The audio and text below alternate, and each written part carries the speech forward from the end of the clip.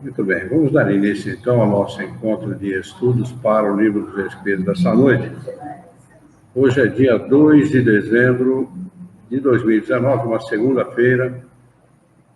São 19 horas e 48 minutos na cidade de Jaú, 28 graus. Nós estamos transmitindo esse nosso encontro de estudos diretamente da Associação Jauense de Estudos Espíritas, localizada na cidade de Jaú, estado de São Paulo, Brasil. Está conosco pelo Facebook Luiz Gomes e o Paulo Gomes. Parece que só entraram e saíram, acho que não estão mais, mas pelo caso, fica o registro. Pelo YouTube não tem ninguém ainda, por enquanto. E o José Augusto acabou de entrar. Muito bem, nós estamos estudando o Livro dos Espíritos, o livro terceiro. A Patrícia Fernanda Zanato também acabou de entrar. Bem-vinda, Patrícia, é um prazer tê-la conosco, viu? Livro 3, As Leis Morais, capítulo 5, Lei de Conservação. O item é o de número 4, necessário e supérfluo. A questão de número 715. Para quem está pela internet e quiser acompanhar, questão de número 715 de O Livro dos Espíritos. A página de número 247. 715. Kardec pergunta o seguinte aos espíritos superiores: como pode o homem conhecer o limite do necessário? Resposta: o sensato o conhece por intuição. Intuição é pensamento íntimo, né? Pensamento próprio. E eles arrematam: e muitos o conhecem à custa de suas próprias experiências. Eu acho que, de qualquer maneira, tanto um quanto o outro é à custa das próprias experiências, porque a intuição, sendo um pensamento próprio, ela é fruto das experiências do espírito, não é? Embora o bom senso e a prudência, muitas vezes, fala mais alto para o espírito, né? Se ele não falar mais alto, ele vai ter que passar pela experiência e, normalmente, o uso do supérfluo sempre traz bastante muitos sabores ao espírito. Muito sofrimento até. Questão de número 716. A natureza não traçou o limite do necessário em sua própria organização? Resposta: sim, mas o homem é insaciável. A natureza traçou o limite de suas necessidades na sua organização, mas os vícios alteram a sua constituição e criam para ele necessidades artificiais. 717. Pergunta: que pensar dos que assambarcam os bens da terra, se apropriam, né? Vou colocar se apropriam aqui, que é mais fácil de entender, que essa palavra assambarcar não é muito usada mesmo no dia a dia, né? O que pensar dos que se apropriam dos bens da terra para se proporcionarem o supérfluo, em prejuízo dos que não têm sequer o necessário? Isso é o que mais tem, por conta do egoísmo humano, né? É o que mais acontece. Responde os espíritos: desconhecem a lei de Deus e terão de responder pelas privações que ocasionarem. Eu lembro bem que Kardec, falando, não sei se na Revista Espírita, não lembro bem agora em que lugar eu li isso. Oi, a Bruna está conosco. Boa noite para você também, Bruna. Está desejando uma boa noite a todos. Kardec comenta o caso de uma pessoa que comete desatinos na vida e tal. Ele diz assim que a gente tem sempre que considerar o retorno. O sujeito cometer desatino na vida, andar fora das leis de Deus, agir contra o seu próximo, ele tem esse direito, ele tem o livre-arbítrio. Mas ele diz assim, nós temos sempre que considerar o retorno. E o retorno é uma coisa complicada, é uma coisa difícil até. Tem uma passagem do livro O Céu e o Inferno, que é o título de um dos livros de Kardec, que é o penúltimo livro de Kardec, né, dos 5 livros que compõem a codificação. E numa dessas passagens conta a história de uma senhora, e a filha era espírita, a filha, na época, né, contemporânea de Kardec, era espírita. E a mãe tinha tribulações de todo tipo, dores de todo tipo, doenças de todo tipo, problemas de todo tipo. O médico receitava o remédio errado. Em vez de ajudar, prejudicava. Coisas do gênero. Quer dizer, ela parecia o cara que... o azarado, né? Tudo acontecia com ela. E a filha foi questionar, né? Foi perguntar para os espíritos por que aquilo acontecia com a mãe dela, uma vez que a mãe era uma pessoa boa, uma pessoa trabalhadora, simples, humilde e tudo mais. Aí o espírito falou, olha, não tem uma dor sequer, uma lágrima sequer que caia dos olhos de uma pessoa que não esteja previsto dentro das leis de Deus e que não seja justo. Não é? Aí ele conta a história daquele espírito que está encarnado como mãe dela, numa encarnação precedente. Não sei se era necessariamente na precedente ou em outros, né, que antecederam aquela. Então, simplesmente ela foi um médico, né? E um médico muito estudioso, muito interessado na medicina, mas o que ele fazia? Ao invés de curar os pacientes, ele fazia experiência com os pacientes. Adiantava, apressava a morte de um, atrasava a morte do outro, provocava convulsões no outro, sempre visando lucro, sempre visando subir na carreira, conquistar fama e, consequentemente, lucro financeiro. Então, eu estou contando assim bem por alto a história. Está no livro O Céu e o Inferno, para quem quiser ver, para quem quiser saber, dos espíritos sofredores, naquela parte dos espíritos sofredores. Então, quer dizer, a gente sempre tem que considerar o retorno, porque você faz aqui, tem o direito de fazer e tem o livre-arbítrio para fazer.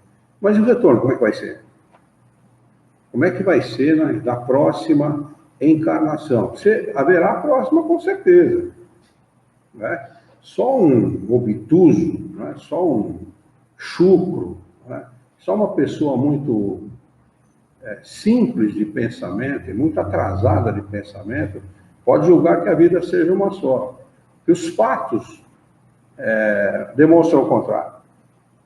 Não é o espiritismo que diz isso. São 77 religiões pelo mundo que são reencarnacionistas. Né? E além daquelas que, não sendo reencarnacionistas, consideram a sobrevivência da alma. Ou seja, que a alma, depois da morte do corpo físico, sobreviverá. Né?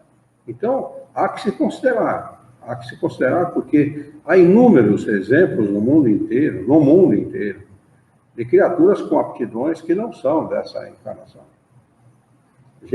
Pessoas que são crianças que são capazes de fazer cálculos que eu vou levar umas 3 ou 4 encarnações para aprender a fazer metade. Né? Criança, por exemplo, numa cabine de avião, um garoto, um mexicano, se não me falha a memória, eu não sei se vocês viram na internet, no Facebook, entra na cabine do comandante, diz, olha, aquele botão serve para isso, esse botão serve para não sei o que, aquele botão lá serve para não sei o que lá, esse aqui, ó, cuidado, não mexe aqui que isso pode prejudicar tal coisa assim, assim. Impressionante, garoto com 5 anos de idade. Um mestre, né, no comando de um avião, com 5 anos de idade. Tem cara que passa uma vida inteira e não consegue se tornar comandante de uma aeronave do porte daquela que ele estava descrevendo a função dos diversos comandos. De onde vem isso? Como se explica isso? Ah, não, isso é um dom que Deus deu àquela criança, um dom específico que foi dado somente para aquela criança. Espera aí, então esse Deus não ama todo mundo igual, porque ele dá para uns mais e para outros menos? Como é que isso funciona? Ele não é justo. E se ele perder um dos seus atributos, ele deixa de ser Deus. Portanto, Deus não existe. Admitindo a existência de Deus, nós temos que admitir a justiça no mais alto grau. A justiça perfeita. Então, não há dom. Não é? Eu perguntei exatamente isso que você falou para uma pessoa bem católica. Ela respondeu que você não merece. Aquela pessoa, ela tem mais merecimento que você, para Deus dar o dom para aquela que não dá para você. Justamente. Aí você tinha que dizer para ela, quando é que os espíritos são criados? Para a doutrina, para a filosofia católica, para a doutrina católica. Se ela tem conhecimento, eu duvido muito que tenha, mas se, porque os católicos, a maioria, não tem conhecimento, não estudam o catolicismo. Mas se ela tiver um pouquinho de conhecimento, ela vai dizer assim, são criados no momento do nascimento, nem da concepção, do nascimento. Não, mas se são todos criados no momento do nascimento, por que uns têm mais mérito e outros menos? Cai na mesma injustiça. Se Deus diz que um tem mais mérito e outros têm menos, se todos são criados no momento do nascimento, como é que fica essa história? Isso não palavra errada, né? Mérito é um acúmulo. Acúmulo de coisas que você faz para poder merecer aquela condição. Se todos são criados da mesma maneira para a Igreja Católica, né, no momento do nascimento, por que uns morrem antes e se tornam anjos e outros vivem 70, 80 anos e vão direto para o inferno depois de ter batalhado uma vida inteira para criar os filhos? Quer dizer, não há justiça nesse tipo, ou pelo menos não se explica com qualidade racional os diversos fatos da vida. O fato é que o espírito, se você tirar o corpo físico, excluir o corpo físico e deixar só os espíritos, né, aí a gente vai perceber que uns são mais antigos do que os outros, viveram mais, apenas isso. Né? Vivendo mais, acumularam maior quantidade de experiências, portanto, tem em si condição de realizar tarefas que os outros ainda não têm, mas terão. Mais tempo ou menos tempo, terão da mesma maneira. Aí está a justiça de Deus, porque ele aquinhou a todos de maneira igual. O que todos têm de maneira igual é a inteligência e o pensamento. Todos são aquinhoados com inteligência e pensamento. Uns realizam suas experiências de uma maneira mais rápida, porque se dedicam mais. E outros se atrasam porque se dedicam menos. Apenas isso. Né? Mas o fato é que, voltando à nossa questão aqui, Kardec diz assim, nós temos que considerar sempre o retorno. Porque fazer o que nós quisermos na vida é um direito inalienável de qualquer pessoa. Todos temos esse direito. Indistintamente, lei de livre arbítrio. João Batista da Silva, boa noite. Paz para você também. É um prazer tê-lo conosco, João. Mas, embora o homem goze dessa liberdade de ação, ele vai ter que responder pelas consequências dela. Pelas consequências, pelos danos que causou e pelas consequências que causou a si mesmo. Então, há sempre que se considerar. A Vilma Cancela está conosco, a Michele também está conosco, bem-vindas. Sejam bem-vindas. E no retorno é que a coisa pega. É no retorno que a coisa pega. Porque aí o espírito vai pedir, não é castigo, não. O espírito vai pedir para ressarcir aquilo que ele fez indevidamente, né? O supérfluo que ele se apropriou em detrimento da necessidade do próximo, ele vai pedir para passar por necessidades para poder quitar-se com a própria consciência. E aí que surgem os gravíssimos problemas da vida, todas essas consequências que nós vemos no nosso mundo, né? Os aparentes desatinos da vida, né? Crianças vivendo na miséria, em lugares sórdidos, fétidos, violentos e tudo mais, mas exatamente por essa razão.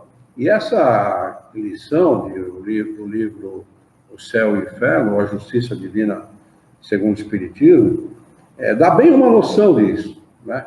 Porque se observa um espírito do ponto de vista daquela encarnação, e do ponto de vista daquela encarnação, ela parece absolutamente injusta.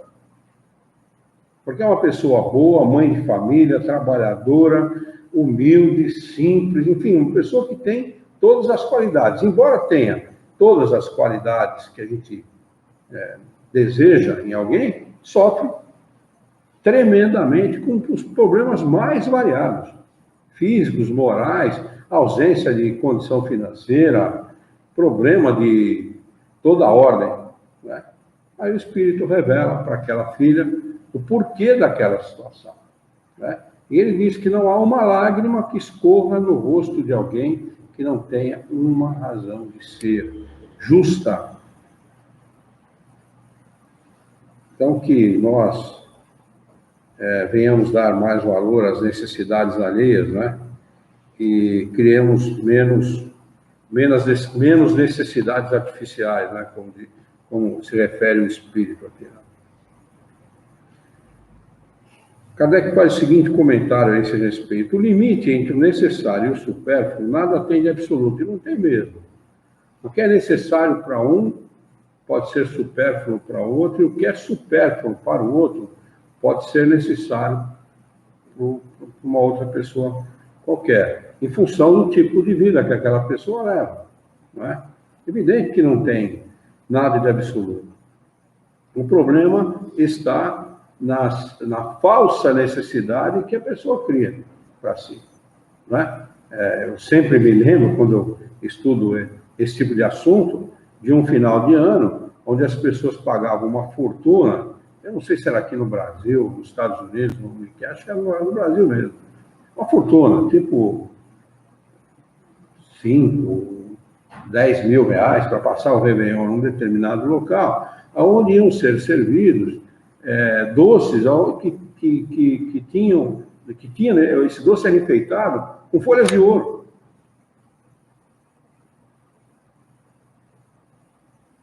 A pergunta é essa: para quê?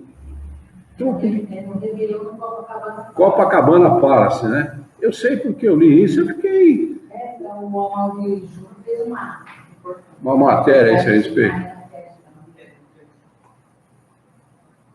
Quer dizer, a pessoa pagou 5 mil para passar esse Réveillon. Se ela gastasse menos que isso, um pouco menos que isso, e revertesse uma parte disso para as pessoas que têm necessidade, reais necessidades, porque nem sempre a pessoa que demonstra necessidade as tem realmente. Essa é a verdade, né? Eu estava vendo uma matéria também no Facebook. O Facebook ilustra muito a vida, né? De igrejas evangélicas que arrecadam roupa, entre outras coisas, roupa, arrecadam remédio, roupa, sapato e o dízimo. E eles pegam a roupa que arrecada e sapato, jogam tudo fora. Joga tudo fora. E a pessoa estava escolhendo, quem filmou, devia estar com o celularzinho na mão naquela, ficou indignada de ver aquela montanha de roupa jogada fora, né? Então, 2 mulheres estavam escolhendo roupa para levar embora. E ela perguntou: isso de onde? Essa roupa aqui é daquela igreja ali, ó. Apontou a igreja. Mas eles não arrecadam essa roupa da pessoa, não dão para ninguém, jogam fora. Nós estamos aqui escolhendo o que a gente quer levar. Quer dizer, precisa ver realmente a real necessidade, porque nós visitávamos favelas, estou falando nós, do grupo da Sociedade de Estudos Espíritas, 3 de outubro de São Paulo, e eu muitas vezes visitei favelas junto com esse grupo, Naquela época, estou falando de 1974, 75, e não havia cesta básica. A cesta básica a gente mesmo fazia, né? Colocava arroz, feijão, gêneros de primeira necessidade, num pacote e entregava para a pessoa. Mas nós tínhamos uma espécie de acordo entre nós, né? Que no final, a gente ia na casa da pessoa, fazia ali, conversava com a pessoa e tal, e previamente alguém já tinha ido para saber a necessidade da pessoa, e depois, no momento que a gente ia, normalmente domingo de manhã, a gente conversava com a pessoa e pedia licença para fazer o evangelho no lar da pessoa. Fazia-se uma prece, lia-se uma lição do Evangelho segundo o Espiritismo, comentava-se aquela lição e se fazia uma prece de encerramento. E o combinado entre nós era: vamos pedir inspiração dos Espíritos se essa família deve ou não receber, se as pessoas devem ou não receber aquilo que nós estamos fazendo. A gente ia de perua Kombi, a gente tinha 7, 8 pessoas, além das 7, 8, normalmente perua cabe 9, até 12 pessoas, chega a caber, dependendo do veículo. A gente levava, sobrava espaço, a gente levava ali o gênero de primeira necessidade e deixava na perua, não descia com a cesta básica, né? O que hoje chama de cesta básica. Então, se pedia inspiração dos Espíritos antes de pegar a cesta básica para dar para aquela família. E muitas vezes, não foi nenhuma nem duas vezes, foram muitas vezes os Espíritos inspiraram para não dar. Então, nem sempre, porque a pessoa está numa favela, ela realmente tem necessidade. Muitas vezes é indolência, muitas vezes é fraqueza da pessoa, é preguiça da pessoa. Porque eu só posso partir para esse princípio, porque os próprios Espíritos falavam para não dar. Inspiravam. A gente comentava, a gente pedia que cada um, a gente tinha uma espécie de código, né? Que cada um desse a sua opinião. E, às vezes, as pessoas falavam, meneavam a cabeça, né? Dizendo que não era para dar. Então, é muito interessante esse fator. Não é só pensar que porque a pessoa está vivendo numa casa humilde, numa casa simples, né? Que ela realmente tem necessidade. Muitas vezes a necessidade dela é gerada por ela mesma, pela sua indolência, né? Pela sua falta de vontade.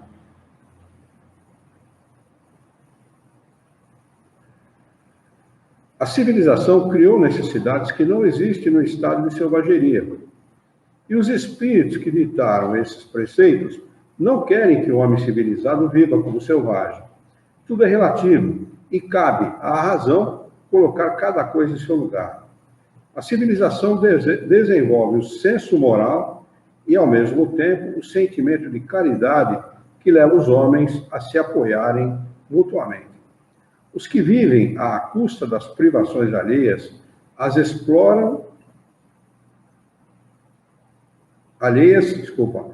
exploram os benefícios da civilização em proveito próprio.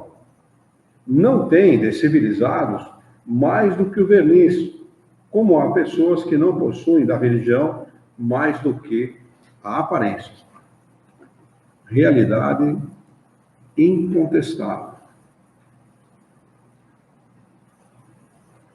A Berna está dizendo que fez muito disso lá nos vicentinos, em Promissão. A Berna, acho que era católica na época, né, e trabalhava com os vicentinos. Os vicentinos têm um trabalho invejável, viu? É um trabalho muito bonito. Aqui em Jaú também, eles têm um trabalho invejável. Um trabalho muito bonito que eles fazem. Aliás, o trabalho social da igreja é um trabalho respeitado, da Igreja Católica. Item de número 5, privações voluntárias, mortificações. Questão de número 718. A lei de conservação obriga-nos a prover as necessidades do corpo? Pergunta Kardec aos espíritos. Eles respondem sim, pois sem a energia e a saúde, o trabalho é impossível. Questão de número 719. Pergunta, o homem é censurável por procurar o bem-estar? Resposta, o bem-estar é um desejo natural. Deus só proíbe o abuso, por ser contrário à conservação, e não considera um crime a procura do bem-estar, se este for conquistado às expensas de alguém, e se não enfraquecer as vossas forças morais, nem as vossas forças físicas. Então, o bem-estar não é censurável, não. O bem-estar é uma necessidade. Precisamos estar bem. O que é censurável é o abuso, né?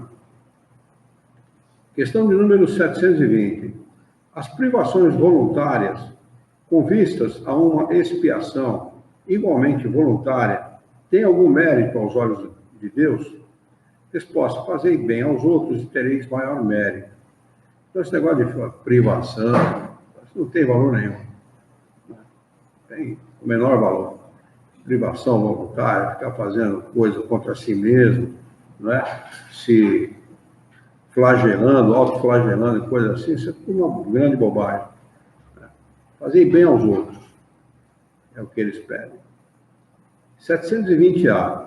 Há privações voluntárias que sejam meritórias? A resposta é sim. A privação dos prazeres inúteis. Eu acho engraçado quando eles dão essas cacetadas. A privação dos prazeres inúteis, porque libera o homem da matéria e eleva a sua alma. É claro.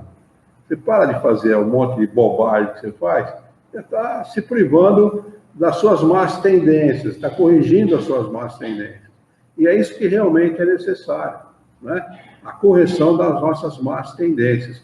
Quer dizer, agora o cara enche a cara no dia, aí vai enche a cara, pula o carnaval, faz um monte de estrepolia, aí vai lá na quarta-feira e toma cinza e está tudo certo. Para com isso.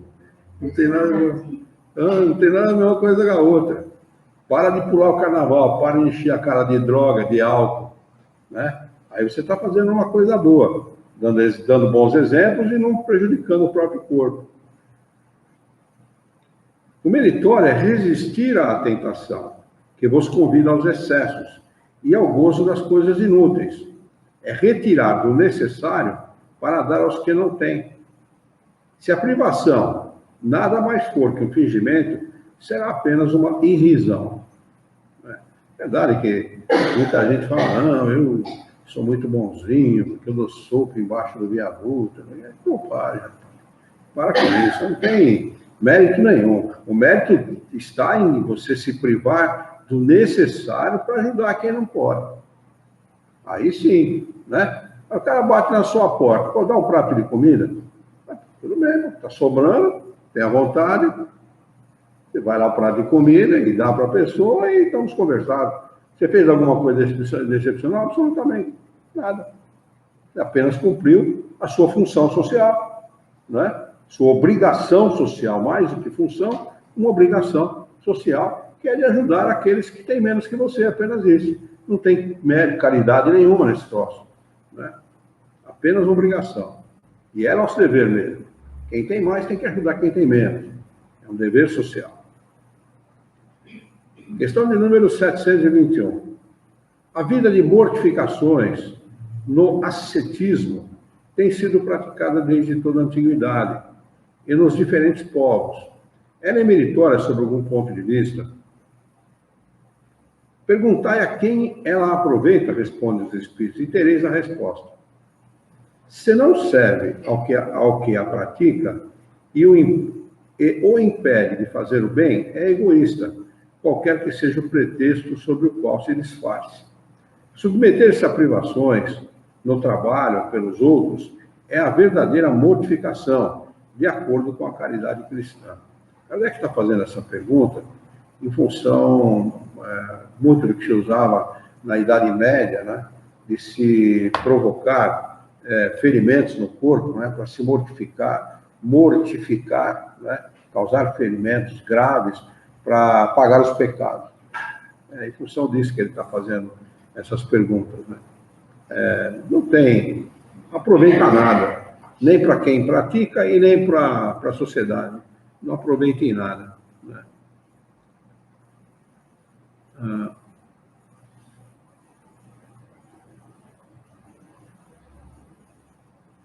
Tá bom, achei que a Berna estava perguntando alguma coisa, não está perguntando nada. Não aproveita em nada para ninguém. A gente fazer o bem ao próximo como ele diz aqui, submeter-se a privações do trabalho pelos outros é a verdadeira mortificação, de acordo com a caridade cristã. Fazer a caridade para Jesus é benevolência para com todos, indulgência para as faltas alheias e o perdão das ofensas. Isso que é caridade para Jesus. O resto é tudo bobagem humana, criada por nós para tentar aliviar a consciência pesada, apenas isso. Questão de número 722. A abstenção de certos alimentos, prescrita entre diversos povos, funda-se na razão? Resposta: tudo aquilo de que o homem se possa alimentar, sem prejuízo para a sua saúde, é permitido. Mas os legisladores puderam interditar alguns alimentos com uma finalidade útil. Para dar maior crédito às suas leis. Desculpa, não é E, não. Eu achei que tinha um acento aqui, não tem. E, para dar maior crédito às suas leis, apresentam-nas como provindas de Deus. Não tem alimento nenhum proibido, né? Como no caso dos judeus, a carne que não seja abençoada pelo rabino. O rabino tem que abençoar a carne, para a carne poder ser, o judeu poder se alimentar dela. No caso, por exemplo, a minha avó, a mãe do meu pai, ela não se alimentava de nada que tinha sangue, né? A minha avó era espanhola, fazia uma morcilha, em castelhano é chouriço, em castelhano é morcilha, né? Fazia um chouriço que era a coisa mais gostosa do mundo e não comia. Nada do que ia sangue ela comia, porque a religião dela proibia de comer sangue, porque sangue era a vida. Os caras estão tão atrasados, né? Tanto atraso nesse tipo de coisa, que eles achavam ainda que a vida estava no sangue e coisas do gênero. Então, não tem nada que o homem não possa comer. Desde que não cause prejuízo para a saúde dele, é claro que vai comer 2 quilos de carne no dia. Evidente. Você comer um bife não tem problema nenhum, não é? Come um bife lá na semana, um bife cada 2, 3 dias, não tem problema nenhum. O cara come meio quilo todo dia de carne, é evidente que ele vai ter, uma hora vai ter câncer de intestino. Vai adquirir, sem dúvida, né? Então é complicado. Tem gente, no Brasil, o pessoal está reclamando aí que se aumentou o preço da carne, a carne acho que aumentou 40% e tal. Se a gente tivesse um pouquinho de disciplina, se fosse um pouquinho, precisava muito um pouquinho de disciplina. Ninguém comprava carne esse mês. Olha como o mês que vem a carne estava mais barata do que estava antes do aumento. Com certeza. E nós temos tanta variedade no Brasil, mas tanta variedade. Meu pai trabalhava com suíços, a Nestlé, e eles iam embora do Brasil depois de ficar aqui 2, 3 anos, porque a diretoria ela é itinerante, né? Trabalha um pouco no Brasil, um pouco na Argentina, um pouco no México, um pouco nos Estados Unidos, volta para a Europa, depois vem para o Brasil de novo. Então, a diretoria é itinerante. É norma da empresa, né? Lei da empresa. Então, muitos iam embora do Brasil. Primeira, uma coisa que eles não deixavam de levar na mão. Não levava roupa, não levava nada. Pinga, para fazer caipirinha lá, porque aprendi a fazer caipirinha aqui, e nós adorava a tal da caipirinha. Levava pinga para lá, pinga brasileira, porque lá não tem, né? Aprendi a fazer com outros produtos, mas a pinga é sagrada. O bicho, quem mora em lugar muito frio, tem o hábito de beber, né? Bebe muito. Levavam pinga, levavam feijoada em lata, que aquilo, pelo amor de Deus, né? Feijoada em lata, e iam reclamando, porque eles diziam para o meu pai assim: o senhor não sabe o quanto vocês são felizes por terem fruta fresca 365 dias por ano. Lá eles não têm fruta fresca, eles são obrigados a dar um jeito deles lá, né? Secar a fruta, fazer alguma coisa, porque não tem fruta fresca. Tem, mas é caríssimo, que é levado de avião para a feira deles. O sujeito poder comprar uma banana fresca, por exemplo, ele tem que comprar nessa feira a preço de ouro. Está caríssimo. Estou falando da Europa, estou falando dos Estados Unidos. Os Estados Unidos é mais farto nesse aspecto, né? Então, nós temos uma variedade muito grande, né? Com uma qualidade muito grande, porque aqui as coisas são boas, são de qualidade, né? Temos qualidade no alimento. Carne bovina, é que o pessoal está habituado a fazer churrasco todo fim de semana, quando não a semana inteira, né? Agora, o pessoal se esquece também de que há muito pouco tempo a gente pagou feijão a R$15 o quilo. Quase R$16 o quilo do feijão. Né? E faz pouco tempo. Feijão a R$15. Tomate a 20, chegou a 18, 20. Então vamos lá. Questão de número 723. A alimentação animal para o homem é contrária à lei natural? Resposta. Na vossa constituição física, a carne nutre a carne, pois do contrário o homem perece. A lei de conservação impõe ao homem o dever de conservar as suas energias e a sua saúde para poder cumprir a lei do trabalho. Ele deve alimentar-se, portanto, segundo o exige a sua organização. Portanto, na nossa constituição física, a carne nutre a carne. Essa que é a verdade. Né? Ah, não, eu sou muito civilizado, eu não como coisas vivas. Já vi gente falar isso. Ah, então você come vegetal, que você mata o vegetal? Enfia uma faca no vegetal antes de comer? Para com isso, o alface que você come foi sepultado antes, é isso? Para com isso. Bobagem. Bobagem, coisa mais boba. Alimentação é necessária, a carne é necessária, o nutriente da carne é necessário. Não é? É claro, evidente, se você comer um caminhão de carne, vai ter problema. Não é? Agora, se você tiver a sua alimentação balanceada, comer carne, verdura, fruta, legumes, né? Se alimentar com qualidade, é evidente que você vai ter saúde. Quando meu pai desencarnou, meu pai ficou doente 28 anos. Colocou marca-passo aos 42 anos de idade, um garoto. Colocou marca-passo. Ficou 28 anos doente. Faltavam 3 meses, maio, junho, julho, 3 meses. Exatamente 3 meses para completar 70 anos. Depois de 28 anos doente, ainda viveu até os 70 anos. E eu perguntei para um espírito, que se manifestava através da minha mãe, a respeito disso. Falou, sabe por que seu pai viveu até essa idade? Porque normalmente quem põe marca-passo, 10, 11 anos de sobrevida, naquela época, na época dele. Hoje eu não estou falando de hoje, porque o de hoje eu não sei. Né? Também não é muito, não. O nome mesmo, o irmão tem, ele fala. Não é muito tempo, não. Então, mas a marca-passo que meu pai colocou, meu pai colocou o marca-passo, o primeiro marca-passo que ele colocou pesava 130 gramas, era um troço, mais ou menos assim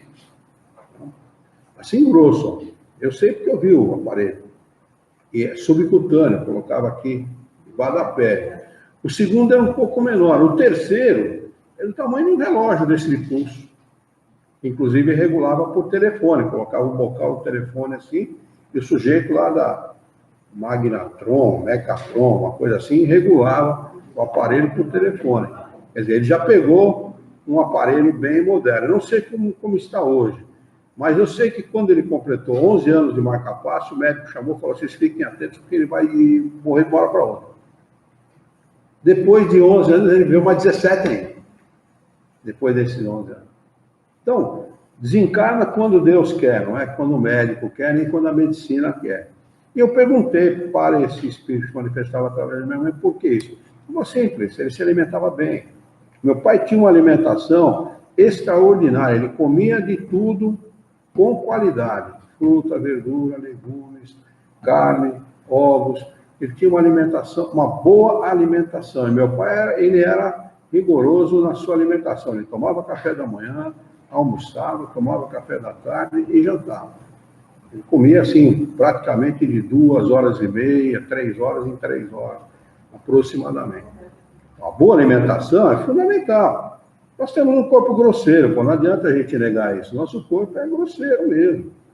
Né? Então, necessitamos sim de carne. Minha filha virou vegana e não pode nem ver carne, né? Ela vê carne e já dá enjoo, né? Cada um é cada um.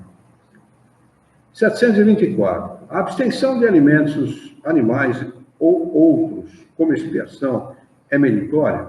Resposta sim. Se o homem se priva em favor dos outros, pois esse homem se priva em favor dos outros. Pois Deus não pode ver mortificação quando não há privação séria e útil. Eis porque dizemos que só se privam em aparência, que os que só se privam em aparência são hipócritas.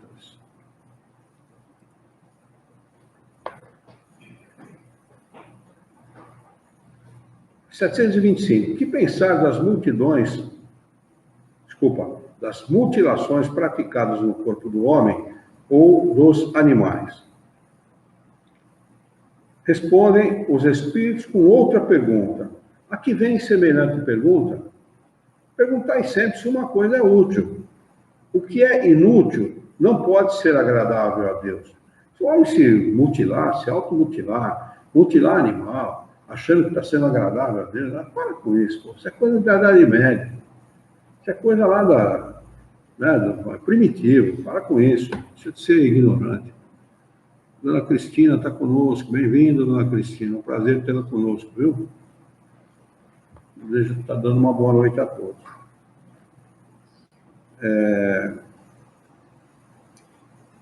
Eles continuam respondendo. O que é inútil não pode ser agradável a Deus.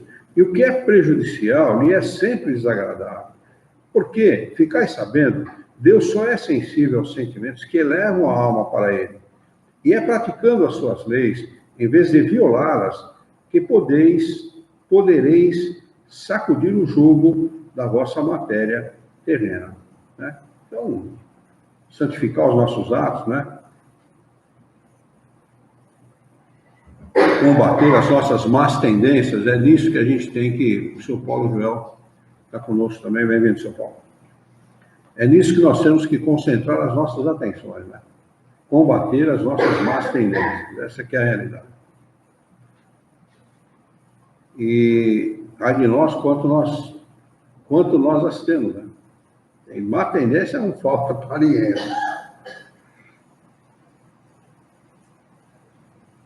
Questão de número 726. Se os sofrimentos deste mundo nos elevam, conforme os suportamos, poderemos elevar-nos pelos que criamos voluntariamente? Isso é uma pergunta bastante interessante, porque na tentativa, muitas vezes, de apressar ou pretensamente apressar a sua evolução, o homem cria, né, voluntariamente sofrimentos que não são os naturais. Né? Está criando sofrimento aí, de bobeira, à toa, desnecessário. Eles respondem assim, os únicos sofrimentos que elevam são os naturais, porque vêm de Deus. E já basta esses. Já basta. Não chega aqueles que a gente tem. Já vai criar mais. Trata de conviver bem com esses que você tem, não se revoltar contra os outros, não maltratar o próximo, né? Não descontar a sua raiva no seu vizinho, né? E você já vai estar fazendo bastante, né? Eles assim, os sofrimentos voluntários não servem para nada, quando nada valem para os outros. Crês que os que abreviam a vida através dos rigores sobre-humanos, como fazem os bonzos, os faquires e alguns fanáticos de tantas ceias, avançam no seu caminho, na sua senda? Porque não trabalham antes em favor de seus semelhantes? Que vistam o indigente, consolem o que chora, trabalhem pelo que está enfermo, sofram privações para alívio dos infelizes, e então sua vida será útil e agradável a Deus. Quando, nos sofrimentos voluntários a que se sujeita, o homem não tem em vista senão a si mesmo, trata-se de egoísmo. Quando alguém sofre pelos outros, pratica caridade. São esses os preceitos do Cristo. Questão de número 727. Se não devemos criar para nós sofrimentos voluntários, que não são de nenhuma utilidade para os outros, devemos, no entanto, preservar-nos dos que prevemos ou dos que nos ameaçam? Resposta: o instinto de conservação foi dado a todos os seres contra os perigos e os sofrimentos. Fustigai o vosso espírito e não o vosso corpo. mortificai o vosso orgulho, ou mortificai o vosso orgulho, sufocai o vosso egoísmo, que se assemelha a uma serpente a vos devorar o coração, e farei mais pelo vosso adiantamento do que por meio de rigores que não mais pertencem a este século.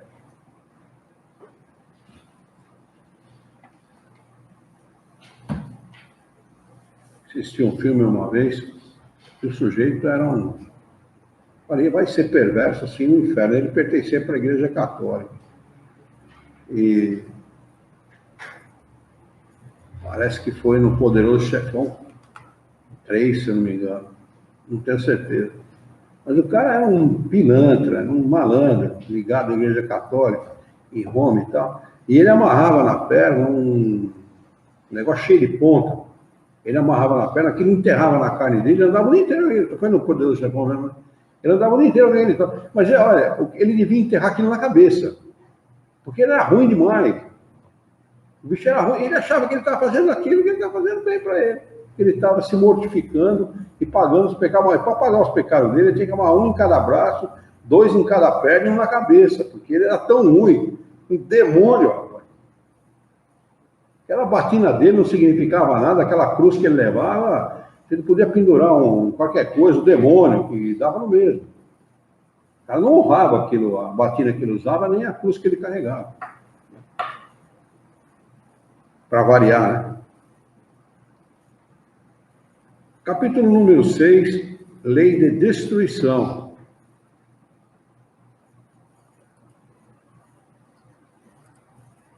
Alguém tem alguma pergunta ou quer acrescentar alguma coisa ao capítulo que nós acabamos de estudar, capítulo número 5?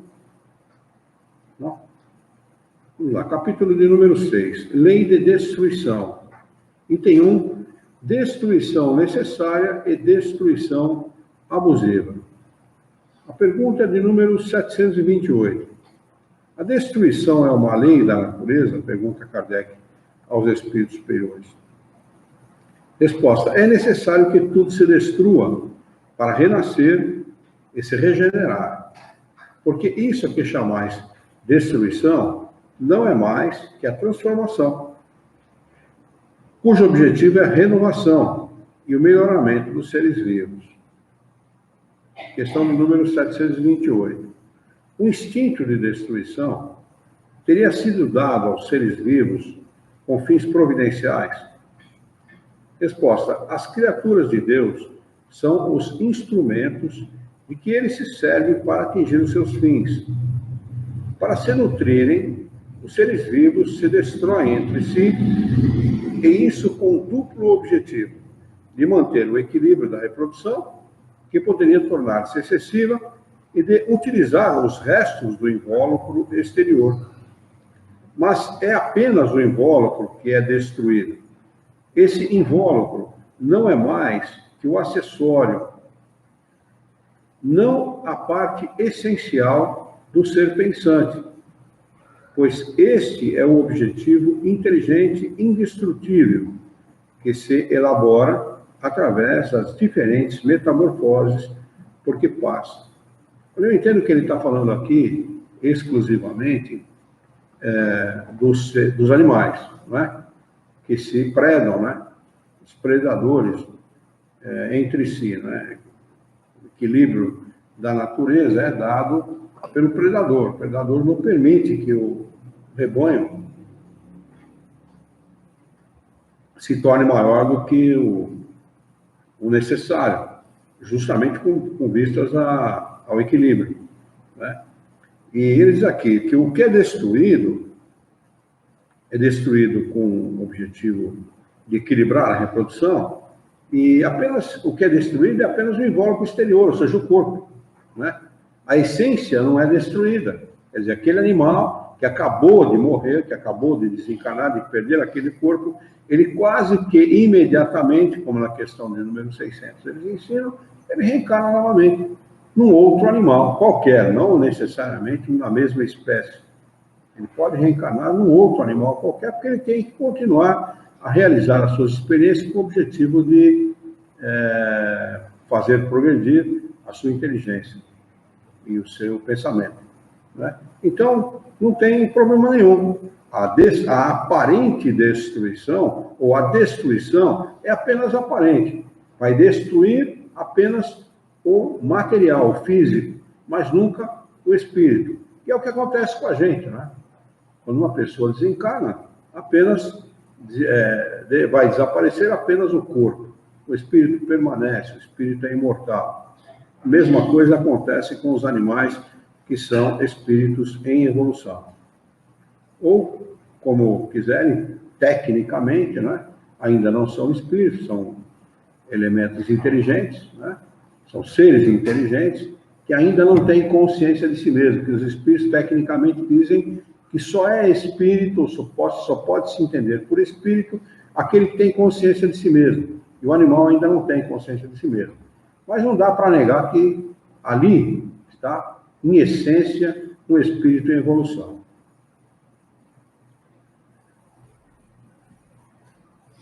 Questão de número 729. Se a destruição é necessária para a regeneração dos seres, por que a natureza os cerca de meios de preservação e conservação? Resposta: para evitar a destruição antes do tempo necessário. Toda destruição antecipada entrava o desenvolvimento do princípio inteligente. Aqui eles já não chamam de espírito, tá vendo? Chamam de princípio inteligente. Porque ainda não tem consciência de si mesmo. Eles explicam isso. Um pouco atrás, os espíritos vão explicar isso. Que só podemos chamar de espírito aquele que tem consciência de si mesmo. E como ele está se referindo aos animais, ele se refere aos animais como princípio inteligente. Mas não dá para negar que ali tem, em essência, um espírito em evolução, né? Porque eles demonstram capacidade de decisão, demonstram vontade, fazem opções, né? Então ali tem um ser inteligente, sim, com certeza, e, portanto, um espírito. Foi por isso que Deus deu a cada ser a necessidade de viver e de se reproduzir. Questão de número 730.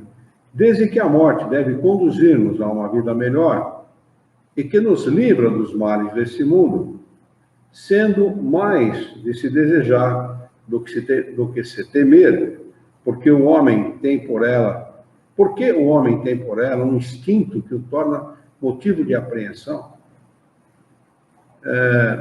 Na questão de número 730, se a pessoa estudou esse livro desde o seu início, não apenas leu, mas estudou com atenção, né, dando a devida atenção a cada questão, ele já está, nesse momento aqui, ele já está entendendo a morte de uma maneira completamente diferente de que quando ele começou a ler o livro, né?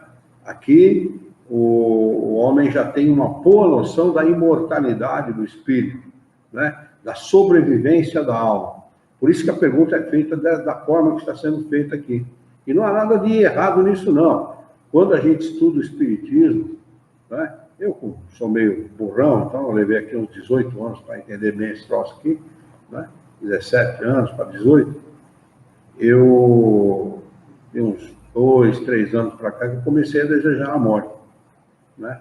Não é desejar a morte, eu vou me suicidar, não é nada disso. Ou seja, eu entendo que o dia que ela vier, ela vai ser muito bem-vinda. Muito bem-vinda. Não pouco bem-vinda, muito bem-vinda, né? Não vou ficar preocupado por isso, não estou preocupado por isso, não, de jeito nenhum, desejo, né? É claro que no tempo certo, no momento certo, tudo mais. Mas a gente muda a nossa maneira de encarar a vida. Isso não é morbidez. Muita gente pode falar, bom, cara, né, isso é morbidez, né? Isso é uma coisa mórbida, né? O cara falar em morte, desejar a morte. Mas a gente passa a entender que a morte simplesmente não existe, né? O problema do encarnado que teme a morte, na maioria das vezes, não é o temor pela morte em si. Kardec explica que a maioria teme a transição, né? O que vai acontecer no momento em que eu morrer? Vou sentir dor? Como a medicina não explica isso, a medicina se detém até ali naquele momento, né? Ela para ali, no limiar da vida, né? E a religião para no limiar da morte, quer dizer, nenhum nem outro adentra esse assunto e explica esse assunto de maneira racional. Então, as pessoas que não têm intimidade com o assunto temem, né? E também uma boa parte não teme só a transição, teme também o peso que tem na consciência. Caminha uma vida inteira fazendo besteira, uma vida inteira fazendo burrice, uma vida inteira de materialismo grosseiro, né, de satisfação das suas sensações mais vis, mais grosseiras, né, mais nojentas possíveis. Então chega no final da vida temendo a morte mesmo, porque sabe que provavelmente não vai ser muito boa. Provavelmente alguma coisa não vai acontecer de muito bom. Sobretudo se for católico, evangélico. O católico evangélico vão ter que levar um extintor de incêndio no caixão para poder se defender de alguma maneira, né? Porque vai para o inferno de botina e tudo, né? Então, quando o cara teme, quando ele tem um pouco de peso na consciência, que ele teme aquilo que ele fez ao longo da vida, então é um complicador. Mas quando você tem uma vida equilibrada, quando você tem a intimidade com o assunto, e quando você procura direcionar a sua vida para coisas boas e úteis, não há por que temer a morte. Pelo contrário, né? É de se desejar. É de se desejar. Então, essa pergunta de Kardec, essa 130, não tem nada de morbidez, de errado nela. Pelo contrário, né? Kardec já, nessa altura do campeonato, já estava estudando doutrina espírita há quase 3 anos. Né? Sabia muito bem daquilo que falava. Então ele diz, desde que a morte deve conduzir-nos a uma vida melhor e que nos livra dos males deste mundo, sendo mais de se desejar do que se temer, porque o homem tem por ela um horror instintivo que a torna motivo de apreensão, de preocupação. Eles respondem da seguinte maneira, já o dissemos, o homem deve procurar prolongar a sua vida para cumprir a sua tarefa. Esse é o nosso dever. Prolongar o máximo a nossa vida para cumprir a nossa tarefa ou procurar reparar os erros da vida nesse restante de vida que nos falta. Né? Se a gente tinha que fazer 10 e fez 5 até agora, procure fazer 15 daqui para frente. Né? Você vai estar pelo menos no crédito, não vai estar no débito. Se desencarnar no débito é complicado. Né? Existe lá uma espécie de balança, né? E se um lado pender mais do que o outro, e se o lado que pender mais não for o lado bom, vai complicar para nós. Nós vamos ter muito credor do outro lado. Né? Aliás, nós temos que ter muito credor do outro lado, e não sermos devedores. Né? Se tivermos somente credores, pessoas que têm para conosco dívidas, né, de gratidão, de amor, de carinho, de respeito, ótimo. Agora, se nós desencarnarmos sendo devedores, né, aí a coisa realmente pode complicar, e complicar bastante, porque nós vamos desejar reencarnar rapidamente, e nem sempre isso acontece assim. O espírito vai desejar reencarnar rapidamente, vai pedir a reencarnação rapidamente. E nem sempre isso é possível, porque os fatores que predispõem a reencarnação podem não estar à disposição naquele momento. Aí ele pode levar um tempo muito grande em estado de erraticidade para reencarnar. E isso pode significar para ele muito sofrimento, muita angústia, muita tristeza, muita melancolia, melancolia talvez não seja a palavra, mas tristeza mesmo, sofrimento mesmo. Né? Porque o espírito ele fica ávido de reencarnar para aproveitar a oportunidade com o objetivo de melhorar-se, para poder ser feliz em estado de erraticidade, como espírito. Aquele que não é feliz, ele sabe que só tem um caminho, só existe um caminho para ser feliz: reencarnar e fazer o bem. É só esse caminho que existe. Não tem como ser feliz sem realizar as nossas tarefas no mundo material primeiro. Primeiro, realizar as nossas tarefas aqui, bem. Realizá-las bem. Desencarnamos bem, aí tudo bem. Aí não tem problema nenhum. Aí você vai programar uma nova encarnação né? Sem ter que se ater aos débitos do passado. Ou seja, você vai programar uma nova encarnação, não para que ela seja exitosa, mas para que ela acrescente ao êxito que você já teve. É diferente, né? Você já tem crédito. Então você vai acrescentar mais riquezas espirituais às riquezas que você já tem. Ao passo que aqueles que devem, vai ter que elaborar uma encarnação e se preparar para quitar os débitos que ficou para trás. Isso é que complica a encarnação muitas vezes. Porque o espírito tem condição, tem conhecimento, tem experiência, mas não pode pôr em prática essa experiência. Ele não pode utilizar em seu benefício. Imagine vocês, né? Vocês que estão pela internet também. Quantas milhares de encarnações nós temos?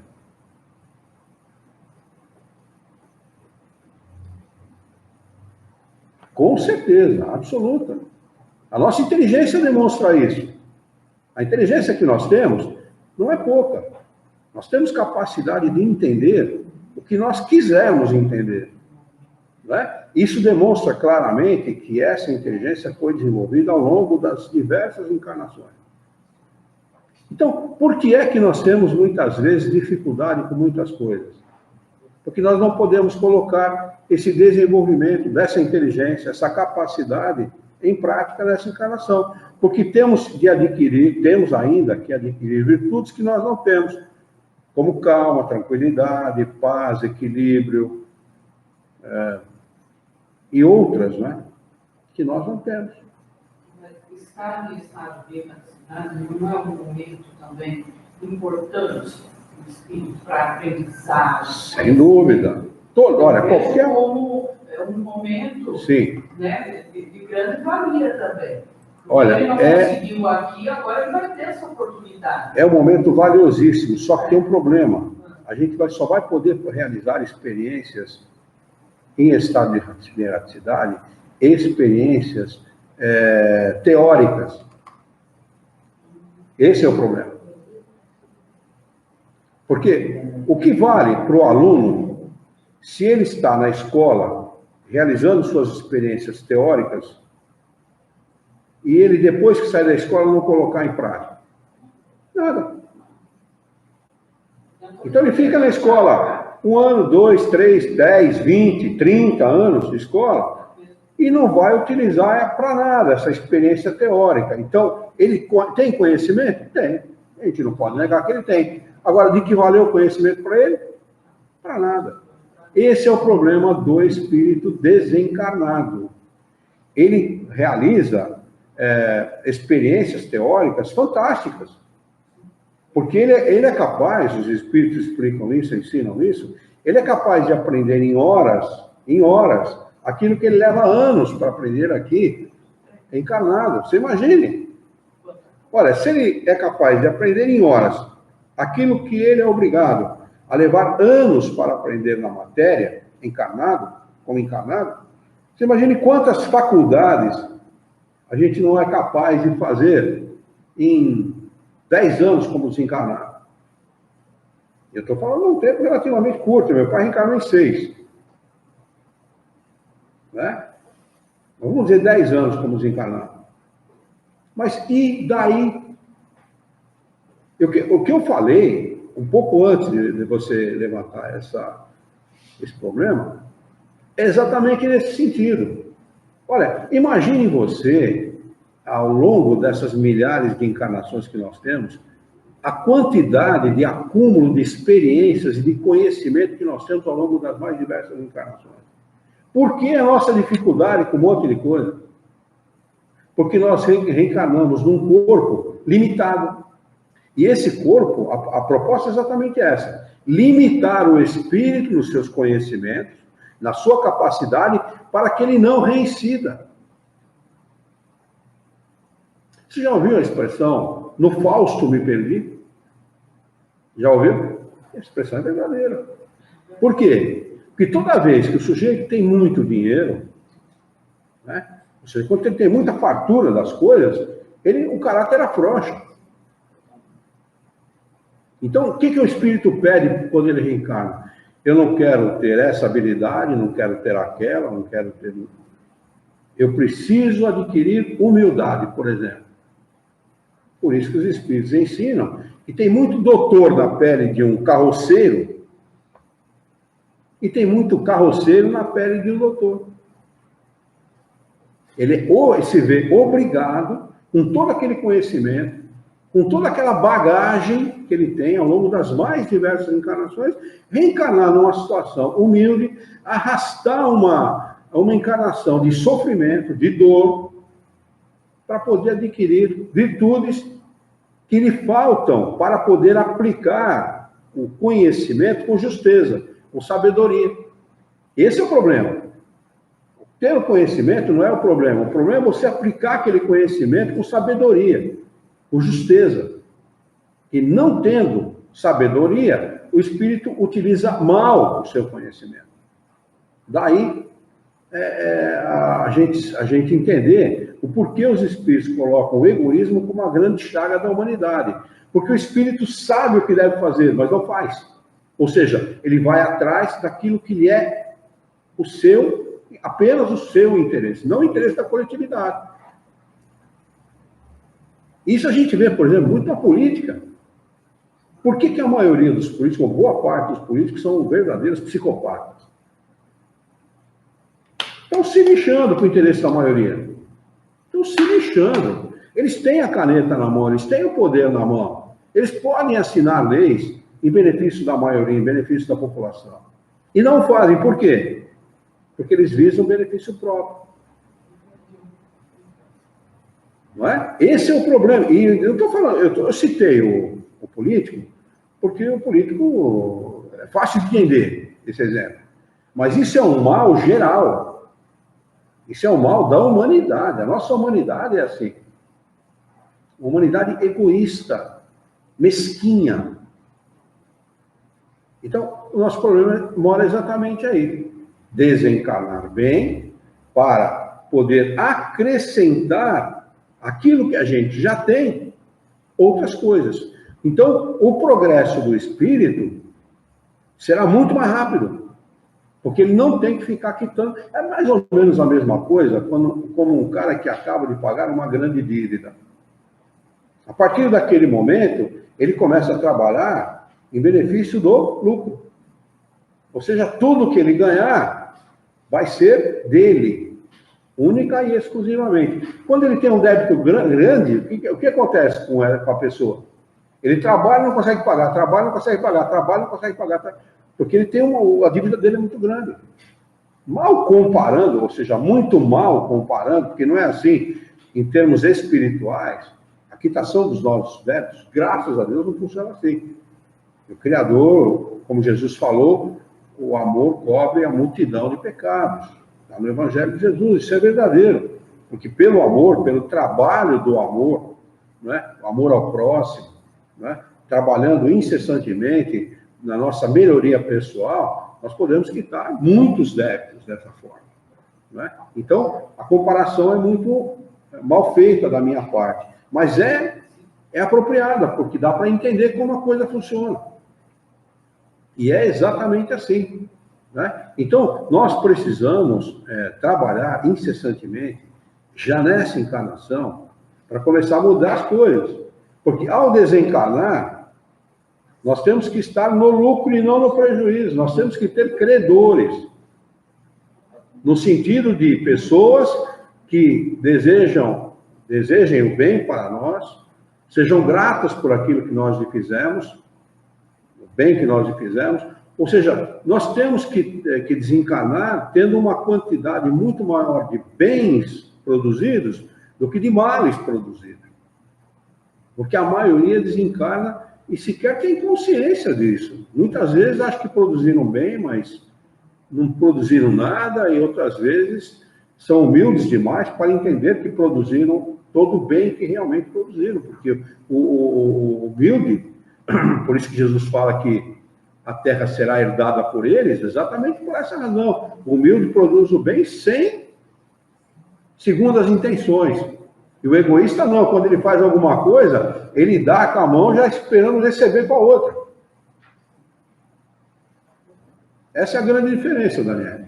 Por isso que o a experiência como desencarnado ela é importantíssima, mas ela tem uma importância relativa, é o acúmulo de conhecimento, mas o acúmulo de conhecimento por si só não torna o homem bom. Você tem pessoas aí de cabeças, de inteligências prodigiosas, capazes de fazerem fortunas do dia para a noite, ganharem fortunas do dia para a noite com a sua inteligência, e não produzem nada pela humanidade. E nós somos seres gregários, nós não somos seres para viver isoladamente. Nós somos seres que vivemos em sociedade, obrigatoriamente. Ninguém vive sozinho. Por mais inteligência que uma pessoa tenha, por mais capacidade que ela tenha, ela depende do seu próximo, sempre. Sempre. O empresário, por mais dinheiro que ele tenha, se ele não tiver funcionário para realizar o trabalho que ele não consegue, ele não faz nada com aquele dinheiro. Né? Vamos lá.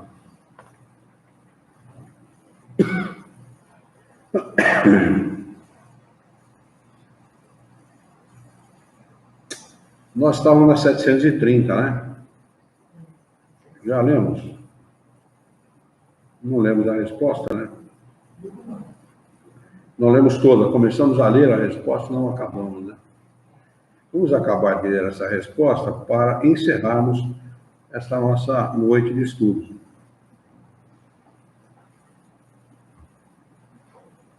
Então, Kardec pergunta o porquê da apreensão, dessa preocupação, desse horror instintivo pela morte que nós temos, né? E ele fala do homem ocidental, né? O homem oriental não é tanto assim. Ele diz, já o dissemos, o homem deve procurar prolongar a sua vida para cumprir a sua tarefa. Foi por isso que Deus lhe deu um instinto de conservação, e esse instinto o sustenta nas suas provas. Sem isso, muito frequentemente, ele se entregaria ao desânimo. A voz secreta que o faz repelir a morte lhe diz que ainda pode fazer alguma coisa pelo seu adiantamento. Quando um perigo o ameaça, ela o adverte de que deve aproveitar o tempo que Deus lhe concede. Mas o ingrato rende geralmente graças à sua estrela em lugar do Criador. Vamos anotar aqui a questão de número 731, para nós retomarmos na próxima segunda-feira. Hoje é dia 2/12/19. Alguma pergunta, alguma dúvida?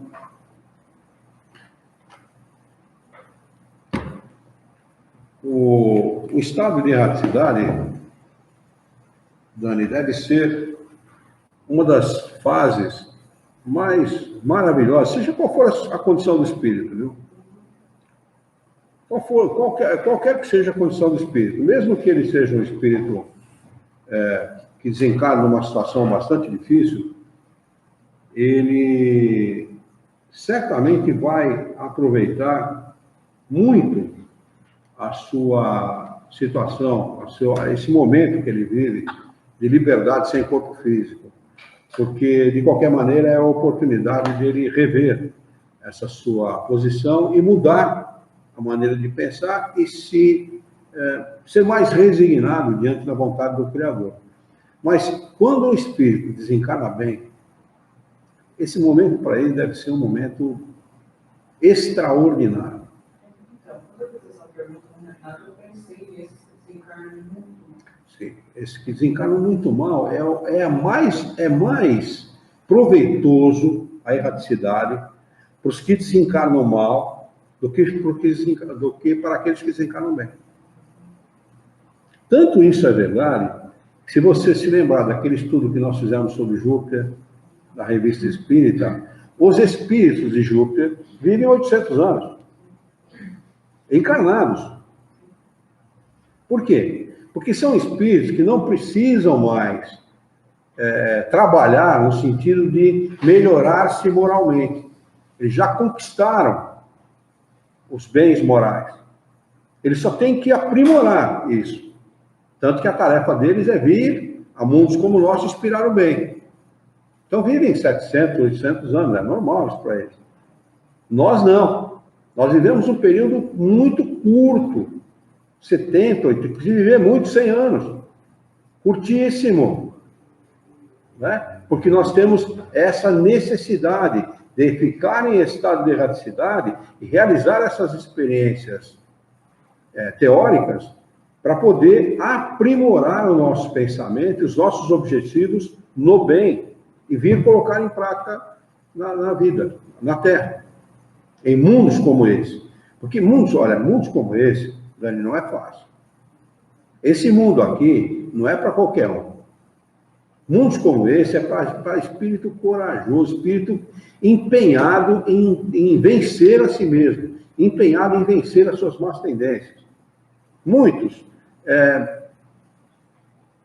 chegam aqui, se esquecem e fazem coisas que fizeram em outra encarnação, às vezes até pior do que fizeram em outra encarnação, mas vão ter outras oportunidades, com certeza, porque o mal é momentâneo. O definitivo é o amor, é o bem, não é? Então, o espírito, para encarnar no mundo como o nosso, aceitar uma encarnação no mundo como o nosso, para vencer a si mesmo, ele precisa ser corajoso. Porque ele sabe que do pacote que ele vai encarar aqui, consta violência, crueldade, desamor, egoísmo, enfim, tudo aquilo que a gente conhece nesse mundo. E que sucumbir é muito fácil. O espírito, ele, encarnando no mundo como o nosso, ele está muito mais propício a sucumbir do que a vencer. Não porque Deus quer assim, não é isso. Ele quer exatamente o inverso. Mas é porque o espírito, envolvido pela matéria, envolvido pela trama que essa vida cria em torno do espírito, ele tende a sucumbir, ele tende a ceder aos seus instintos, ceder às suas más tendências. Por isso que é difícil trabalhar, aplicar a vontade no sentido de vencer as más tendências. É muito mais difícil, porque é muito mais sem ceder. Eu tenho uma vontade, vou satisfazer a minha vontade, eu tenho como satisfazer, eu tenho dinheiro, eu tenho condição para isso, ou então eu tenho dinheiro para pagar a bebida que eu estou querendo tomar, e daí, qual o problema? Eu vou beber. Mas e os prejuízos respirar? Isso depois a gente vê. Esse é problema depois, não está nem aí. Não é? Normalmente, muitos respondem assim. E não estou falando de gente rude, não estou falando de gente atrasada intelectualmente, não. Às vezes até os mais intelectuais, os mais desenvolvidos intelectualmente falam e fazem a mesma coisa. Então, ceder às más tendências é o grande problema desse mundo. É mais fácil ceder. Muito bem. Vamos, então, elevar o nosso pensamento, mentalizar a figura excelsa e amiga de Jesus, nosso mestre, nosso modelo e guia da humanidade, e juntos com Jesus nos dirigir ao Criador, ao Senhor da vida, fonte inesgotável de paz, de amor, de bondade, de misericórdia e justiça, para agradecê-lo muito pela oportunidade de aqui estarmos reunidos em seu nome, para estudarmos as questões propostas pelo Livro dos Espíritos dessa noite. Queira a vossa bondade, o vosso amor, vossa misericórdia, que tenhamos bom ânimo, coragem, determinação, ideias renovadas, alegria de viver e muito entusiasmo para que nós possamos trabalhar e sermos dignos dessa encarnação.